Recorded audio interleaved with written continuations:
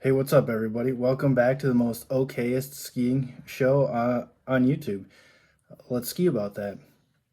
From the last show, I definitely mentioned that we were going to try to get the guys from Shaggy's Copper County Skis, and I did that. I reached out to them guys, talked to Jeff, and he's one of the owners, maybe the owner, one of the owners. Anyway, what a nice guy. Took the time to chat with us, though, because this is the okayest skiing show on the internet.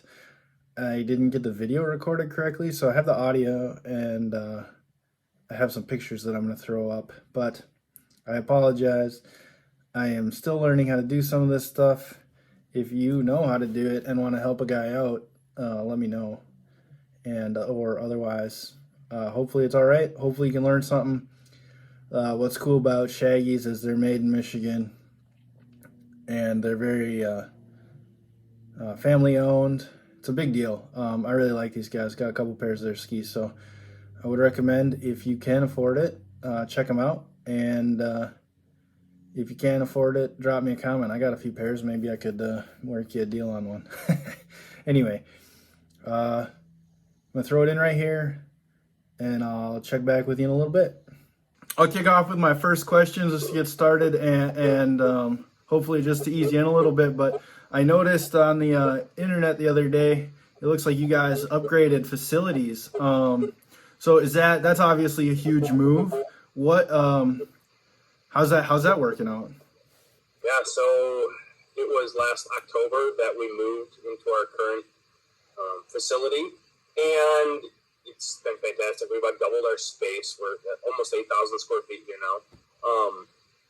In an industrial space, so we have all the power that we need. We have, we've got the space, and we can actually have some of the equipment that we wanted. But we're a small family-owned business, so we do everything pretty conservatively.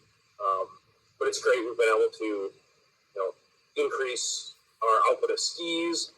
We had a pretty big backlog. I mean, we were working on like 6 to 8 weeks in season, where we like to try to be able to get people out skis in 2 to 3 weeks. Yeah.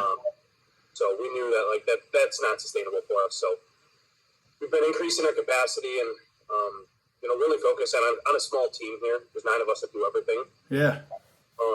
So focusing on how we can just make ourselves more efficient. We practice lean methodology. So. Right. No, so that's awesome. It's always good to see somebody expanding, so I love it. There'd be no way for you to know this, but I have 3 pairs of your skis actually. I've got some Brockways, some Tubbies, and some Hubbles. So I suspect that sort of covers your whole range.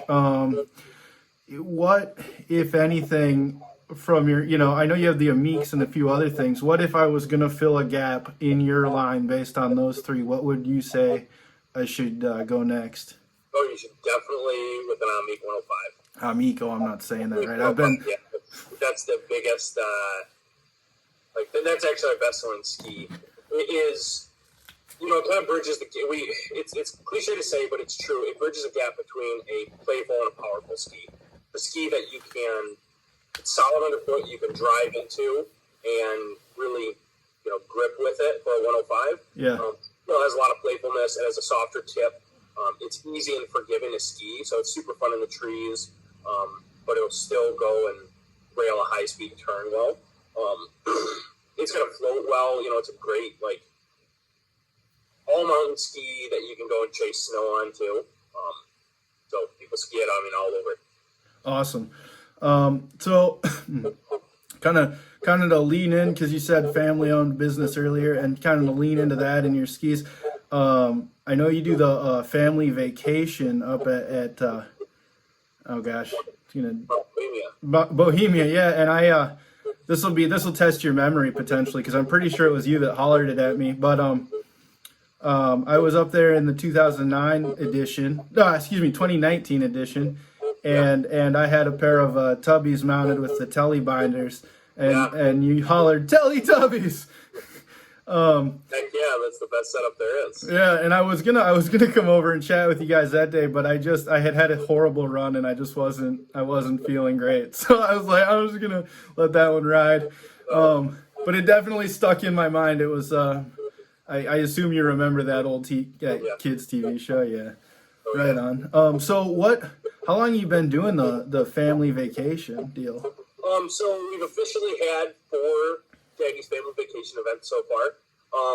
Where we've invited everyone out. Before that, we've been doing it probably 4 years before that. Just we take our crew of our people and go out to Bohemia and ski. And we decided that 4 years ago we just need to invite everyone up because it's super fun to just go and ski with either people you've never met or you've talked to on the phone, and just get out, rather than talking about skis, actually go skiing. Right, for sure. No, that's super cool. It was a fun time. That was the first time I'd ever been up there. And I was not ready for that. That's some technical skiing if you get off the trail for sure.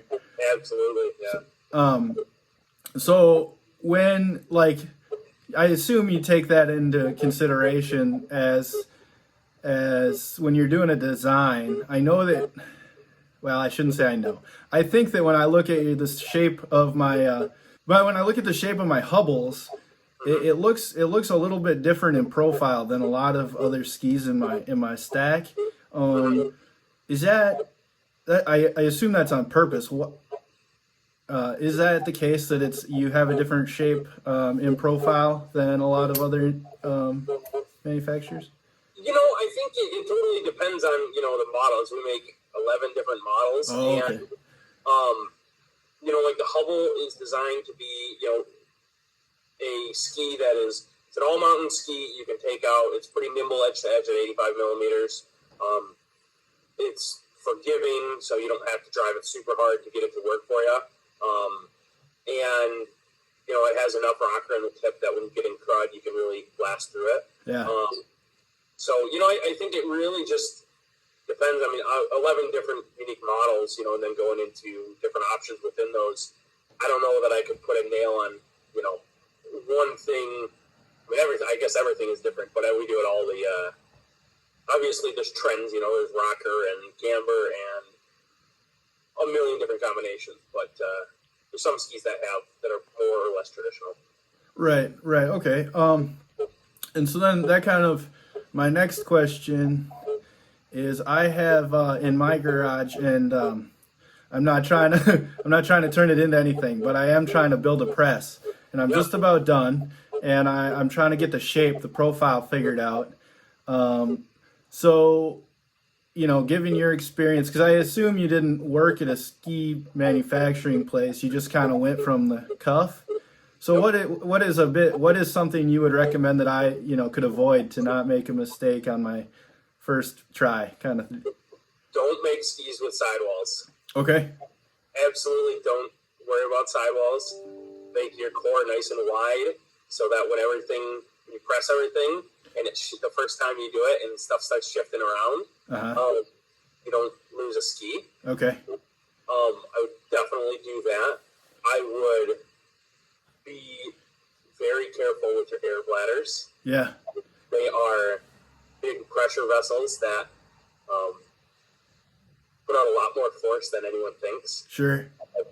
That's one of those big things. I know from experience. It was 16 years ago that we had a very narrow press that we made, and a bladder may or may not have come out the side. Okay. But that was quite a while ago, and but I would definitely say, don't worry about putting sidewalls on skis. Just put some sealer on the edge, or if it's all wood that can handle a little bit of water, don't worry about that, because it certainly makes the whole process, of alignment. Same thing, anytime you need to align something centered, it just takes a little bit more experience. Yeah. Do that and keep it simple. Yeah. Yeah. Don't do anything that is I don't know, that's crazy, or do that on And don't worry about screwing up because your first pair is going to be screwed up. I guarantee Yeah, right. No, and I'm gonna struggle with that because I went to Parlor and did their build class, which will be my next question here. But so my first pair technically worked out perfectly, but and I wish I should have asked you that before because I definitely have sidewalls on my. But they gave me those guys gave me a couple of core blanks that weren't going to work for them. So I feel like I have a bit of a leg up on this first pair because at least I have like a proper core blank. Absolutely. But anyway, so my next question then is, I was chatting with Spencer one day, and he mentioned you guys were maybe considering a build class. Is that true, or am I getting Spencer in trouble? Yeah, no, that actually predates Spencer by a lot. Oh, okay. That's something that we've been talking about for probably since 2012, 2013. Yeah. And we've even gone as far as like bringing, we've let some people come in and build skis with them. And probably about, I don't know, 5 years back, we were like, okay, we need to set up a program to do, in a couple time slots. It's never worked.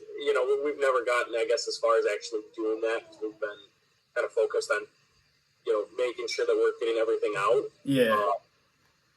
But it's certainly something that I've wanted to do. We love sharing our passion and our craft with what we do.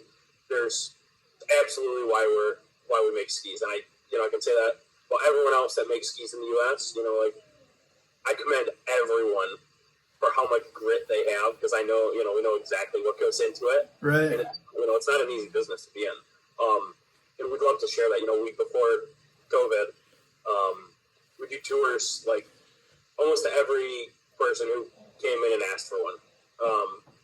To our detriment of like taking up somebody's too much time, rather than setting specific hours because we're just excited to share that with people. So definitely something that we are open to do and would love to do. Yeah. All right. Well, to make the logistics work. Yeah, right. Well, if you do decide, make sure you save 2 slots. Me and the professor, my dad, we'll be the first 2 official ones. You let us know. We'd love to have that.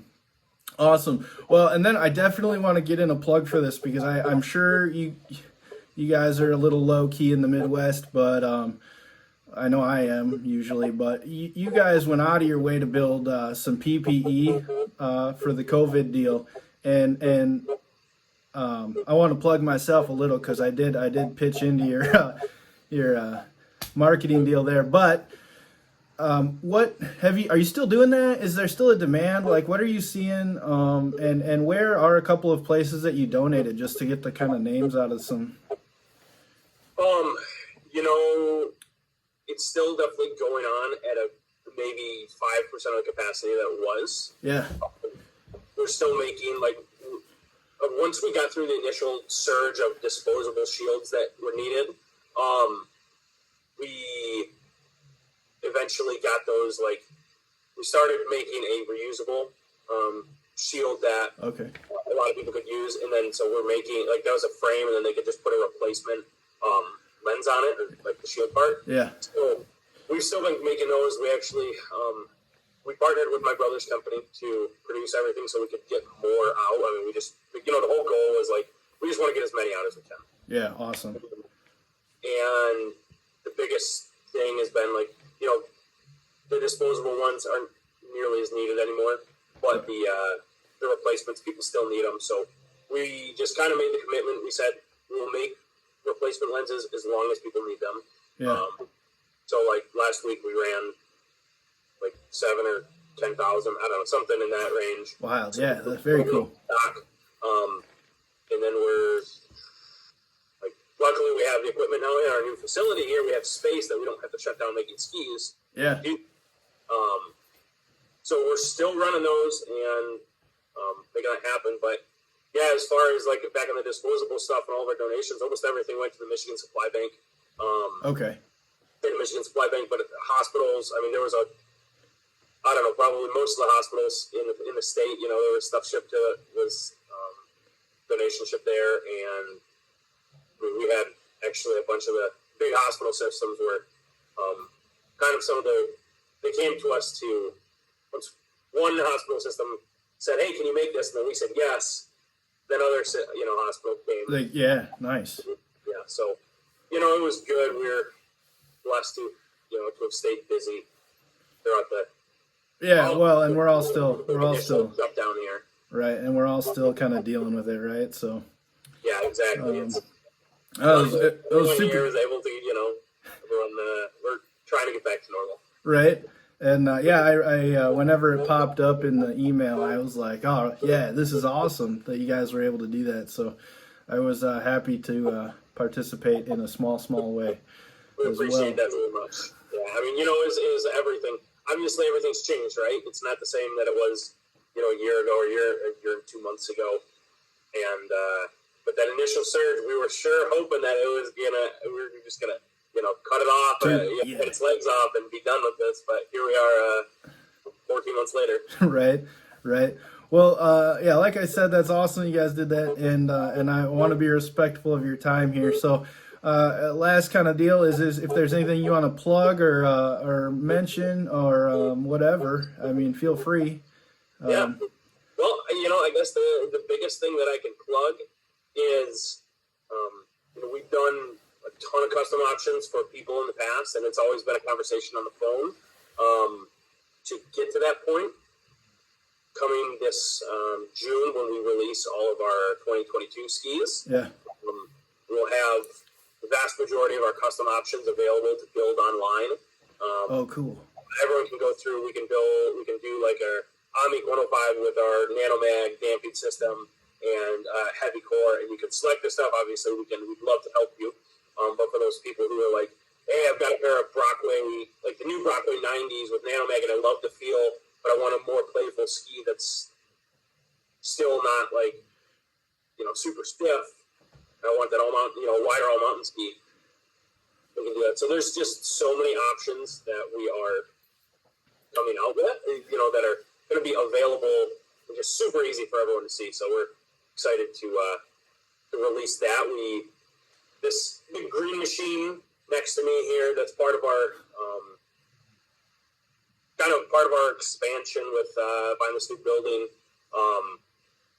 We have kind of the latest grinding, which has been a big thing for us in the last couple of years. Like, we really, everything coming out of the box now, ceramic edge finish, automated, stone grinder, like some big changes that have happened, and we're really pushing to be able to compete with the big dogs, I guess we'll say. Oh yeah, well, and I have quite a selection of skis that I can draw from, and I definitely like the Brockway 95s that I have.